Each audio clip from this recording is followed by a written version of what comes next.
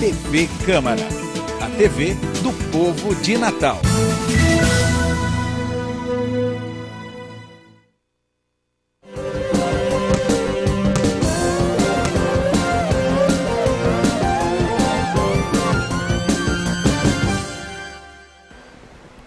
Olá, boa tarde. O Câmara Esportiva está no ar. Tudo bem? Hoje é segunda-feira, dia 22 de agosto. Segunda-feira, dia do comentarista duplo aqui no Câmara Esportiva. Se você quiser participar, o telefone é o 3232-9382 e o e-mail tvcamaranatal@yahoo.com.br. Então vamos lá, meninos. Boa tarde, tudo bem? Boa tarde, Mara. Tudo bem? Estamos aqui mais uma vez recebendo turista, né? Quase que não volta, Flamínio. Tudo bem, Flamínio? Fez uma boa viagem? Tudo bem, boa tarde. Graças a Deus, tudo bem. Viagem ótima. Estou aqui renovado para a gente falar aí dos jogos da rodada. Voltou até mais jovem, viu, Foi. Obrigado. Vamos lá falar de ABC, porque jogando em casa, no Frasqueirão, o ABC não decepcionou, venceu Fortaleza por 2-1, com gols de Nando e Jones Carioca. Com o feito, o Alvinegro volta ao G4 e ocupa a terceira colocação. O Jones, que é o artilheiro, né? Tá bem na fita, fez muitos gols, é o maior goleador do time nessa temporada. É um jogador diferenciado. Eu estava observando com cuidado ele, porque ele tem uma maneira de segurar a bola, de levar a bola e sempre lançando no momento certo para o jogador certo. Pois é, eu me lembro que a gente no início do ano recebemos aqui o Leonardo Arruda e eu até parabenizava ele por essa contratação do Jones, porque eu já conheci o futebol dele de um tempo atrás e ele era um jogador no cenário nacional. Ele iniciou muito bem, depois foi para fora do país e quando chegou ao ABC, eu parabenizei ele, ao Leonardo, sobre o jogador que é muito bom. No início a torcida pegava muito no pé dele, né, dizendo que era um jogador muito lento, que perdia muitos gols, mas com o tempo ele foi adquirindo a melhor forma. É um jogador forte, um jogador de explosão, que pode cair pelos lados do campo, chega bem na área, faz gol, mas tiveram que entender que ele não era aquele cara que era o camisa 9, como o Nando faz. E foi um ponto muito forte o Geninho ter apostado nele nessa tática, com dois atacantes, que favoreceu o jogo dele. Ele pode procurar mais o jogo, dar assistências, e como está bem fisicamente, e como o time está embalado, ele também está chegando no ataque fazendo os gols, o que é muito importante para o time do ABC. Levi, o ABC fez o dever de casa, o que é de se admirar no ABC? Bom, o importante de tudo foi os 3 pontos. Agora, foi um grande jogo, um duelo de grandes treinadores. Geninho de um lado, Marcos Santos do outro. Eu vi realmente um jogando no esquema do outro. É um jogo de xadrez. Um estudou bastante, né, o adversário? O ABC teve a vantagem de ter o jogador Pio da equipe do Fortaleza, foi expulso. Então, o Marquinhos teve que mudar, colocou uma linha de 4 zagueiros, 4 na frente, segurou o máximo. Geninho rebateu, colocou 2 lá na frente, aliás, abriu também, quer dizer, ficou o ABC atacando e o Fortaleza defendendo. Mas muito perigoso o Fortaleza. E o Marquinhos Santos explorando as bolas aéreas. E o ABC tem um jogador muito bom nisso, na defesa. É o Léo Fortunato. Só que no finalzinho, o Léo Fortunato foi expulso. E os 5 minutos que faltavam, foi um bombardeio do Fortaleza. O placar 2-2 seria justo. Mas para o ABC achou melhor, porque recebeu os 3 pontos. Eu repito, foi um jogo bom, tá certo? Apesar dos pesares, das confusões que houveram lá fora de campo com as torcidas, que é lamentável. Ô Flamínio, tem algum padrão que o ABC tem adotado nos últimos jogos ou cada adversário é um jogo diferente? Às vezes o Geninho ele muda, né, um pouco, dependendo da partida e até pelos desfalques, porque o ABC vinha tendo muitos desfalques, mas agora, pelo menos do meio para frente, ele está podendo contar com o Nando, com o Caio Mancha, podendo entrar no segundo tempo como vem entrando. Às vezes ele até pensa na entrada dos 3 atacantes, jogar com Nando, Caio Mancha e Jones. Mas a tática do ABC que mais vem dando certo é essa tática de jogar com 2 atacantes, 4-4-2 ou 4-2-2-2, que pode ser utilizado assim com 2 meias, 2 volantes, que ele é o time base, digamos assim. dependendo da partida, não foi o caso desse jogo, que ele jogou, ele teve o desfalque do Erivelton, né, que também é Terceiro meio, cartão. que é um termômetrozinho do meio campo, é o menino que faz essa função muito bem de defender e atacar, que é mais ou menos o que o ABC precisava encontrar de um jogador que fechasse bem o meio de campo como ele e também chegasse para o ataque, para dar um equilíbrio à equipe. Então, mas sendo assim, o ABC vem jogando com essa tática que já está acostumado, vem dando certo. O primeiro gol foi do Nando, né? Isso. E o Nando também estava precisando marcar. Ele estava precisando marcar, né? Porque nessa Série C ele não vem se destacando como se destacou no estadual. Sorte do ABC é que tem Jones também, que vem mantendo a boa fase desde o início do ano. Então, acho que o árbitro até interferiu um pouco no jogo. Não sei, o ABC foi um pouco favorecido, né, na minha opinião. Mas no outro jogo que teve recentemente também foi prejudicado. E a gente sabe que o futebol é assim, um jogo você leva vantagem, outro jogo não. Como, por exemplo, o jogo do ABC contra o Fortaleza. Lá em Fortaleza, o árbitro errou, um gol lícito, errou. Aqui tem o erro também. Então, o Marquinhos, depois do jogo, dando entrevista, só falava na arbitragem, mas Marquinhos esqueceu de dizer que, às vezes, também erram contra os adversários. Se lamentou bastante. O time do ABC construiu uma grande vitória, porque o Fortaleza é uma equipe muito dura. É um time que, na minha opinião, é o melhor time do grupo, apesar de estar oscilando alguns jogos. Como essa derrota, como perdeu da outra vez também, e que vem balançando, alguns jogos em casa também não vem indo bem, mas está ali com um elenco forte, bons jogadores, o técnico é um ótimo treinador, mas essa Série C é muito, muito equilibrada, né? Então o ABC precisa manter essa pegada para o próximo jogo, continuar aí no G4. Você já viu que o Botafogo, viu, mandei licença, Mário, o Botafogo já empatou com o River. O River, não foi? Foi. E o River está lá atrás, mano. Pois é, tá lá. O Botafogo era disparadamente líder, né? Era isso que eu ia dizer agora, não pode se descuidar. O ABC foi vice-líder por um tempo, né? Enquanto não acontecia, não finalizava o jogo, não complementava a rodada. Vou terminar hoje. Pois é, não pode se descuidar, né? Está em terceiro lugar por enquanto, vem jogos pela frente, tem que se manter no G4, porque não estava com esse jogo, com esse feito, subiu para o G4 e tem que se manter. Eu acho que esse é o principal desafio. Porque o ABC tem esse problema desde o início da temporada, que é essa oscilação, né? Às vezes faz uma ótima partida e depois faz uma partida muito ruim e às vezes até contra um adversário inferior tecnicamente. No entanto, é assim que acontece com os outros times, como a gente citou agora o Fortaleza, que na minha opinião é um time forte, mas diante desse cenário tão complicado de Série C, às vezes joga com um gramado muito ruim, viagem muito desgastante, então você percebe que o último termina ganhando o primeiro e acontece do Fortaleza, o Fortaleza é um exemplo, que oscila. O ABC também acaba tanto que a oscilando. diferença de pontos é um ponto. Depois a gente vai ver a tabela para vocês visualizarem melhor como essa diferença é pequena. Então, e para finalizar, é que realmente falar que o ABC tem feito um planejamento ótimo junto com o seu treinador, que vem sabendo administrar os problemas da equipe e também sabendo onde se pode tirar um pouco o pé, o empate é bom. Tem que saber que num campeonato tão difícil como esse, jogando fora, você às vezes conquista um empatezinho contra um time difícil, contra um gramado ruim, é um bom resultado. O importante é estar ali no bolo, porque estar em primeiro ou em quarto é a mesma coisa. Só um ping-pong rápido. Levi, para quem você acha que o jogo foi mais difícil? Você acha que foi mais difícil para o ABC ou para o adversário? Equilibrado, muito disputado. Flamínio. Jogo de marcação. Também e Flamínio, acha que foi equilibrado? Acha que foi tão difícil para um quanto para outro? Eu acho. Que foi equilibrado. Vem o próximo por aí. A gente vai estar aqui comentando. Isso mesmo. Então vamos lá falar do América, porque a situação está bem complicada para o time.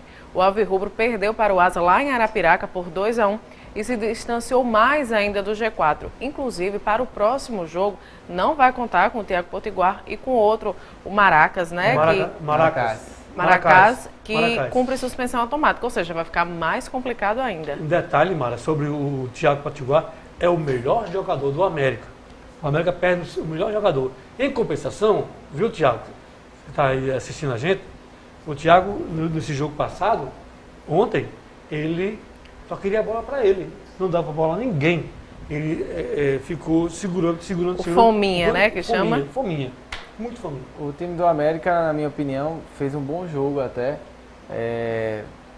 Teve certos momentos que podia até ter empatado o jogo. Aquilo que a gente vem falando da Série C, como ela é difícil, né? Então, os times são muito parelhos e o que acontece é que o time do América vai terminar. Essa falta de planejamento não tem como citar todo jogo. A gente vai ter que. Não é nenhuma desculpa, é uma constatação. O futebol, às vezes, ele é até generoso, como é o caso do América, até hoje, digamos assim, ainda tem uma certa chance de se classificar, mesmo sendo difícil, porque realmente complicou. O América precisaria vencer 2 partidas agora e todos os outros perdessem para, pelo menos, igualar para ficar ali perto, o que é muito difícil em 4 jogos. Mas o futebol é generoso, ninguém sabe, pode vencer 4 partidas, pode entrar, mas cada dia que passa, a questão da gestão, a questão do planejamento é fundamental na equipe. Cada dia que passa, cada ano que passa, as coisas vão se modernizando, os outros times vão melhorando. Você vê hoje, um exemplo, como é que um Asa, como é que um Botafogo, como um próprio Salgueiro, times que há pouco tempo ninguém nem conhecia, ou então eram bem menos conhecidos que o América. Nenhum desses disputou, por exemplo, a Série A, como o América já disputou, como já venceu a Copa do Nordeste. Então, esses times, como é que eles conseguem fazer equipes melhores que a do América ou iguais, ou que conseguem disputar bem e até com chance de subir? E o América hoje é uma equipe que a chance é menor, talvez até com chance de rebaixamento. Isso quer dizer o quê? Planejamento, porque hoje não se joga mais só com a camisa. A camisa influencia, mas precisa de gestão profissional. A gente aqui viu que o Diá, por exemplo, a gente na nossa... O Levi também vai falar um pouco. Errou, quis montar outro time no meio do campeonato, dispensou quem era bom. Jogadores importantes. Dispensou quem era bom, trocou 6 por meia dúzia, muitas vezes. Deu um pouco de azar agora, por exemplo, o Leomi, que poderia ser um bom reforço. Não consegue estrear por conta de problema jurídico, de questão de expulsão. Ele não utiliza o Pablo Oliveira, que deveria estar utilizando, jogador revelação e melhor meio de campo do Campeonato Potiguar, poderia estar jogando, jogador que tem poder ofensivo alto, chega bem no ataque. Eu vi que o Rômulo tinha treinado na semana, mas talvez não tivesse 100% fisicamente, mas é outro jogador que precisa entrar na equipe. Se o treinador vislumbrar essa nova tática para o próximo jogo, utilizar esses meninos, o Pablo, não sei se o Leomi já pode no próximo jogo, teve o azar do Rafael também, goleiro, ter se machucado, né? Apesar desse que entrou também não comprometeu, mas o Rafael é muito bom jogador, até na reposição de bola. Então, o América, com os desfalques que você falou, vai ser mais difícil ainda para pegar um líder do campeonato, que vem jogando muito bem, vem fazendo um ótimo trabalho. Então, assim, no América a gente não tem muito mais o que falar. A partida, jogou, tentou, lutou, teve chances de fazer o gol, teve chances de chegar, mas o outro time foi superior. A derrota era esperada, Levi? Não. Não era? Os planos do América, não. E o América até que estava focado em trabalhar 5 jogos para ganhar 4. Agora, o América tem 4 jogos. Como trabalhar esses jogos? Vou dar minha opinião. O América tem que se esquecer de todos os outros jogos. Esquecer dos adversários e focar que só depende dele. Focar somente no Botafogo. Arranjar com os dirigentes premiação especial e focar no jogo. Porque, independente de qualquer outro resultado, se o América vencer o Botafogo na segunda... Não, no sábado. No sábado. Se vencer o Botafogo no sábado em João Pessoa, então cria uma certa moral. Aí vamos para o próximo. Porque o América tem 2 jogos fora de casa e 2 jogos dentro de casa. Vai terminar essa competição, o último jogo jogando fora. Parece que é com o Remo. Tá certo? Mas é trabalhar jogo por jogo. Venceu o primeiro, vamos ao próximo. Verdade. Meninos, vamos ver, que eu comentei, né? Vamos ver então a tabela de classificação para vocês perceberem a diferença. Olha só, Botafogo e o Asa tem o mesmo número de pontos. O que diferencia, lógico, é o saldo de gols. Ninguém tem o saldo de gols equivalente, exceto Confiança e o River, mas tem a diferença dos pontos. Então vamos lá, de cima para baixo, do líder para a lanterna. Botafogo, Asa, o ABC que subiu de posição com essa vitória, o Fortaleza, o Remo em quinto lugar, depois vem o Salgueiro com 17 pontos. Olha aí o América que não consegue, pois é, não consegue deslanchar, fica ali no meio, fica naquela questão, não sobe para o G4, fica ameaçando ir para o Z4. E veja só, essa tabela de classificação. Olha onde é que está Confiança, com quantos pontos? 13. Confiança joga hoje para completar a tabela. Rodada. O Confiança vai pegar o Remo. Bom, se o Remo vence, Fortaleza é quem sai do G4. Tá certo? Em compensação, o Remo encosta no América. Que o Remo tem 13, com 13, 16, encosta no América. Agora, se o Confiança vence, é o Confiança, né, que eu estou falando? Se o Confiança vence, ele entra... não, Remo. Se o Remo vence, ele entra no G4, sai o Fortaleza. E se o Confiança ganhar, o Z4 vai ficar 2 pontos para o América. O América vai ficar 2 pontos. Cada vez mais próximo da lanterna. Exatamente. Se ele ficar entre os dois piores, vai cair para a Série D. E é um perigo real, porque são 2 pontos. 2 pontos. Vai pegar o líder, o América vai pegar o líder. Fora de casa. Fora de casa. A chance de perder é grande. Então, se perder, como eu falei, o futebol é generoso. O América pode ganhar essa partida, pode ganhar 4 partidas e conseguir chegar até a conseguir subir. Agora tem um detalhe chamado... Tem um difícil, né? Tem um detalhe chamado tendência. Quando a tendência está para acontecer algo, vai ali. Porque o América teria que ter uma sequência de 4 vitórias. Nesse campeonato, ele teve essa sequência? Não teve. E como eu falei, quando começou o campeonato, eu já citava o América, do planejamento que tinha do estadual e como iniciou a Série C, tinha mais cara de time para cair, brigar para não cair, do que para subir. Como desde no Popular, já cantou a pedra, né? Já tinha falado. Só que com o Sérgio China, a gente iniciou bem, trouxe bons jogadores, e o time deu uma reagida, mas depois, quando começou a perder, a diretoria mudou de novo. E o Diá tá aí, a gente não sabe, como eu falei, o time pode ganhar, mas também pode perder e pode terminar caindo. A gente não sabe. Futebol, ainda mais nesse nivelado do jeito que está, o Confiança estava bem na Copa do Brasil, fez bons jogos contra o Flamengo, tá aí brigando embaixo, mas também pode sair. Então, o Cuiabá, todo mundo dava como morto, já tá reagindo, tá brigando. Então, assim, é um campeonato muito disputado, muito disputado. Ninguém apostava com o Botafogo como líder e é o líder hoje. Tá vendo? Tudo muda, caixinha de surpresa. Vamos falar sobre 19, porque neste final de semana teve a última rodada do segundo turno do campeonato Potiguar Sub-19 e o Alecrim garantiu o título ao vencer o Corinthians de Caicó por uma goleada de 5-0 lá no JL, no Juvenal Lamartine, que a gente vai falar já já. No Nogueirão, o América venceu o Potiguar de Mossoró por 1-0. Já no Barretão, foi a vez do ABC bater o Globo pelo placar de 2-1. E a grande decisão do campeonato vai ser entre ABC, vencedor do primeiro turno, e o Alecrim, vencedor do segundo turno, e acontece neste sábado, dia 27, às 15 horas, em um local ainda a ser definido pela FNF, a Federação Norte Rio-Grandense de Futebol. Bom, mas os dois times já garantiram vaga na Copa São Paulo de Futebol Júnior 2017. Os gols do Alecrim, 5 gols, um foi do Edson, o segundo Daniel César, o terceiro foi o Pedro, o quarto o Jomário e o quinto o Thiago. Cada gol foi marcado por um jogador diferente. Exatamente. Cada gol um jogador diferente. O primeiro foi marcado aos 3 minutos de jogo. E o técnico é o Edson Alves. O local vai ser definido hoje. Estou comentando que pode ser no Arena, mas talvez tente tirar do JL e colocar num estado melhor, né? Quem sabe Barretão, Goianinha, Arena, tirar do JL, né? Tem opções, né? E os dirigentes de olho, não é, Flamengo, no Sub-19, porque a garotada tá aí com tudo, fazendo goleadas, né? Em cima de outros clubes. Sempre estão de olho. Tem que ficar de olho, né? E a gente vê um exemplo, é o ABC, por exemplo, nesse ano, subindo vários garotos, participando do time principal, o Erivelton aí sendo um exemplo, um grande exemplo de bom jogador que tem futuro. Inclusive, alguns zagueiros, acho que 2 zagueiros já do ABC esse ano já foram negociados por empréstimo com outras equipes do Brasil, de primeira divisão, como, se eu não me engano, Montanha, foi para o Santos, acho que foi para o Santos, e o agora recente, o outro zagueiro que foi para o Grêmio, acho que, se eu não me engano, Vinícius, o nome dele. Então,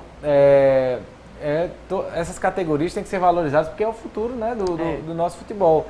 E a chance grande de estar chamando a atenção e também de entrar no próprio time principal das equipes que tanto precisam de jogadores, né? Verdade. Agora a gente vai falar do JL, né? Na notícia passada eu falei do local de realização do Campeonato Potiguar Sub-19 e agora a gente volta a falar de Juvenal Lamartine porque após ser ocupado pela FNF por vários anos, uma decisão judicial determinou que o espaço seja devolvido ao Estado com o objetivo de obras de reforma e restauração. Vamos ver essa matéria para saber como é que a promotoria tem se comportado quanto a essa decisão, como é que vai ser os capítulos dessa novela. Portões fechados não contam a história do estádio Juvenal Lamartine, inaugurado em 1929. Desde que foi tombado judicialmente em 2014, ficou determinado que o Estado recuperasse a estrutura do estádio. Foi a decisão, a decisão judicial do Tribunal de Justiça do Estado do Rio Grande do Norte, do final de 2014, que determinou que o Estado recupere o Juvenal Lamartine, né, e o restaure e, portanto, devolva à coletividade. O estádio é ocupado pela Federação Norte Rio-Grandense de Futebol desde que foi inaugurado na década de 20. Agora, a partir de uma ação de reintegração de posse, a federação recebeu um prazo de 60 dias para desocupar o local. Desde o ano passado, quando nós precisamos, foi necessário a entrada do Estado para fazer os levantamentos arquitetônicos de plantas para a elaboração do termo de referência, a federação começou a criar obstáculos para que o Estado entrasse, embora o Estado seja o proprietário do bem, e aí isso nos obrigou o Estado a notificar a federação para que ela desocupasse o imóvel. De acordo com a Procuradora do Patrimônio e Defesa Ambiental, Marjorie Madruga, o processo de recuperação do estádio Juvenal Lamartine deverá atender aos critérios para preservar a história do lugar. O conceito que o Estado está trabalhando é de praça-parque, né, uma área de uso público, sendo mantida, obviamente, a estrutura atual histórica do Juvenal. Nada será demolido. Uma audiência pública vai ser realizada na próxima quarta-feira. A restauração do estádio vai ser feita a partir de concurso público. Será apresentado o termo de referência. Esse termo de referência está sendo elaborado em parceria com o Departamento de Arquitetura da Universidade do Rio Grande do Norte, o IAB, que é o Instituto de Arquitetos do Brasil, e o CAU, o Conselho de Arquitetura e Urbanismo. Ele vai subsidiar o edital do concurso público que escolherá o melhor projeto para o Juvenal Lamartine. A comunidade precisa ser ouvida sobre essa preservação e o que ela espera. Bom, a FNF, né, o presidente José Vanildo, como presidente da Federação Norte Rio Grandense, emitiu uma nota oficial dizendo que respeita a decisão. Mas eu acho, Levi, que essa ainda vai ser uma novela de muitos capítulos. Eu acho que a FNF pode recorrer, essa decisão judicial tem um prazo estendido, 60 dias, e muitas águas vão rolar, eu acho. Muita coisa vai acontecer. Eu soube de reuniões que aconteceram no Rio de Janeiro, envolvendo o presidente da CBF, a presença do governador Robson Faria, do Zé Vanildo.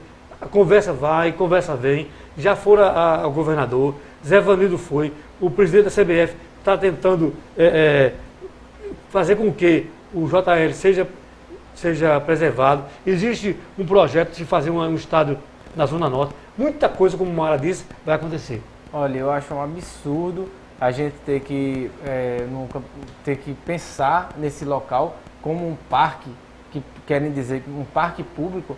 Pelo amor de Deus, a gente já tem o Bosque dos Namorados ali, o Parque das Dunas, que já é grande, que é lindo, que tem uma vegetação, que é bem cuidado, que é bacana demais você levar a família, que comporta todo mundo, é próximo, muito próximo, não justifica criar um outro parque ali. Para quê? Para criar um parque elitizado, criar um parque de Tirol, um parque na beira da Hermes? Não existe isso, ali precisa ser um campo como porque a base, já não existe nada de estrutura na base, a federação já não tem nada, uma federação pobre que mal consegue fomentar o futebol do Rio Grande do Norte, vão tirar um patrimônio histórico da federação que cuida tanto tempo. Tudo bem, o Estado deveria entrar, resolver o problema, fazer até uma reforma, melhoria, um projeto, mas que mantenha o campo, melhore aquilo ali para o uso do futebol, para que ali possa jogar futebol feminino, para ali que possa colocar futebol da base, possa fazer um trabalho com as pessoas, os jovens podem fazer jogos escolares, pode fazer um projeto com os jovens carentes de Mãe Luísa, projetos sociais, pode fazer o projeto como vem fazendo com os atletas sem clube, que fazem sempre no início do campeonato, que acaba dando um pouco mais de dignidade a esse pessoal que não tem emprego. Então, enfim, é um grande absurdo continuar com esse pensamento de mudar, de fazer um parque, porque não é o que a cidade precisa e não é o mais justo. São 2 meses ainda de conversa, mano. Muita coisa vai acontecer. Eu vou ser muito feliz, Flamínio, no seu comentário. Eu acredito também que a história deve ser preservada. Obrigada, meninos. Levi, eu vejo amanhã. O Flamínio, o convite está sempre aberto, viu? Quando você não estiver muito ocupado, você vem, tá bom? Tá certo, obrigado. E se Deus quiser, eu apareço aqui ainda essa semana. Coisa boa. E no encerramento, só lembrando que hoje tem Remo e Confiança. Olha, a torcida do Remo já comprou 40 mil ingressos para um jogo na segunda-feira à noite. Parabéns, Belém do Pará. Só para lembrar, que fica o exemplo para a torcida do ABC. Brigando pelo G4, brigando até pela liderança, botou 5 mil pessoas no ingresso. Vamos lotar o Frasqueirão, vamos usar a capacidade máxima, porque o time precisa disso. Precisa sim. Eu agradeço a sua companhia, desejo uma ótima segunda-feira, um excelente início de semana e amanhã a gente se encontra às 13h20. Até lá!